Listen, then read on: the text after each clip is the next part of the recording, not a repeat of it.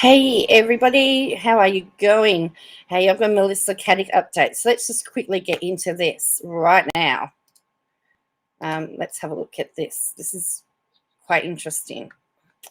So police seek AVO against Meissa Caddick's husband, Anthony Coletti, to protect ASIC investigator.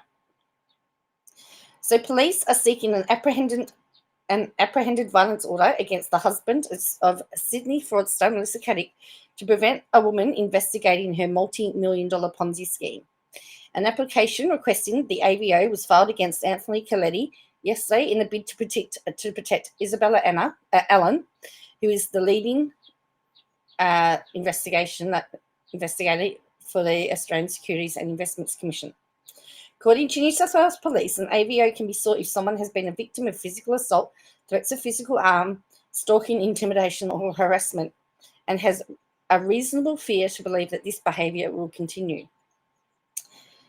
Miss Caddick disappeared from her Dover Heights home in November 2020 after posing as a financial advisor and leaving 72 investors more than $23 million out of pocket. ASIC alleges Miss Caddick was misappropriating investor funds through her financial services, Malaver Proprietary Limited, and operating without a license. In court, lawyers acting for ASIC have described Miss Caddick's fraud as a Ponzi scheme. Miss Caddick's decomposed foot was found on Burnda Beach near Tatra, about 500 kilometres from Sydney, 3 months after she went missing. That development prompted police to say she was dead. Initially, Mr. Coletti was granted access to limited funds for living expenses and to support Miss Caddick's son. However, that arrangement ceased after a court order was made. The matter will be heard before Sydney's Downing Street Local Centre on February 23. No provisional orders have been made at this stage. The 2 luxury cars owned by the company will go under the hammer later this month. An Audi R8 V10 2016 model and the 2016 Mercedes-Benz CLA 45 AMG will be auctioned online at 6 p.m. on February 21. Miss Caddick's 5-bedroom home in Dover Heights, which was bought for $6.2 million in 2014, is expected to go on the market in the coming months, as is a penthouse apartment in Edgecliff. Now, the penthouse apartment in Edgecliff is where her parents live, and they were trying to stop that from going because they're saying that they had an investment.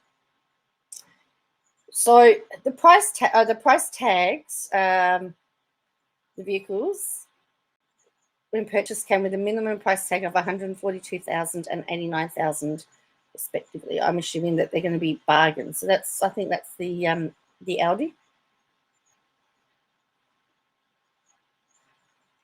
So Mr. Gleeson said the liquidation of her assets was a critical step towards reimbursing the many victims in the Ponzi scheme. And don't forget, her family members were part of that as well.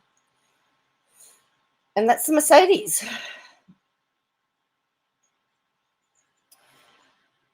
So she was facing 38 charges, including multiple counts of fraud, falsely claiming she had a financial services license.